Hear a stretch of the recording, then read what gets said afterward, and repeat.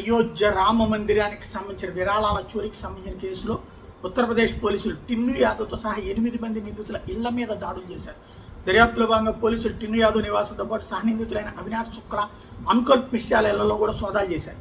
ఈ దాడులకు సంబంధించిన నిందితుడు టిన్ను యాదవ్ ఇల్లు తాళం వేసి ఉంది. అధికారుల సమాచారం ప్రకారం పోలీసులు బృందం అక్కడికి చేరుకునే ముందు టిన్ను వారి ఇంటికి తాళం వేసి వెళ్ళిపోయింది. మరో నిందితుడైన మనీష్ యాదవ్ ఇల్లు కూడా తాళం వేసింది. విరాళాల చోరీ కేసులో టిన్ను యాదవ్ కుటుంబ సభ్యులు విచారించేందుకు పోలీసులు ప్రయత్నిస్తున్నారు. అయోధ్య జన్మభూమి పోలీస్ స్టేషన్ సిబ్బంది ఆపరేషన్ నిర్వహిస్తుంటే ఒక సర్కిల్ ఆఫీసర్ కూడా అక్కడికి చేరుకున్నారు. దర్యాప్తు అధికారులు ఈ కేసులో రామ్ శంకర్ యాదవ్ అలియాస్ టిన్ను ప్రధాన నిందితుల్లో ఒకడు. చెంపత్రాయ్తో అతనికి సన్నిహిత సంబంధాలు ఉండేవని, ఆలయ విరాళాల లెక్కింపు ప్రక్రియ మీద అతనికి ఘనమైన పట్టు ఉండేదని పోలీసులు చెబుతున్నారు.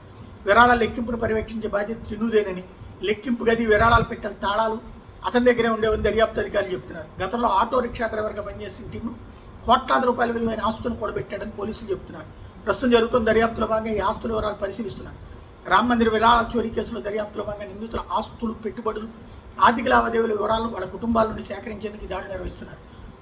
డబ్బు ప్రవాహాన్ని గుర్తించడానికి, దుర్వినియోగమైన నిధులు ఎవరికి చేరాయో తెలుసుకోవడానికి నిందితులకు సంబంధించినటువంటి చరాస్తులు, స్థిరాస్తులు, బ్యాంకు పెట్టుబడులు, ఆభరణాలు, ఇతర ఆస్తుల వివరాలు కుటుంబ సభ్యుల నుండి అధికారులు సేకరిస్తున్నారు. అయితే సోదాల సమయంలో టిన్ను యాదవ్, మనీష్ యాదవ్ కుటుంబ సభ్యులు సహకరించలేదని పోలీసు వర్గాలు చెబుతున్నాయి. కుటుంబ సభ్యులు సహకరించకపోతే దర్యాప్తులో భాగంగా పోలీసుల విషయాన్ని కోర్టు ముందు ఉంచుతారు. డబ్బు ప్రవాహం ద్వారా ఎవరెవరికి చేసి ఇచ్చారు అన్నటువంటి కూడా తెలుస్తారు.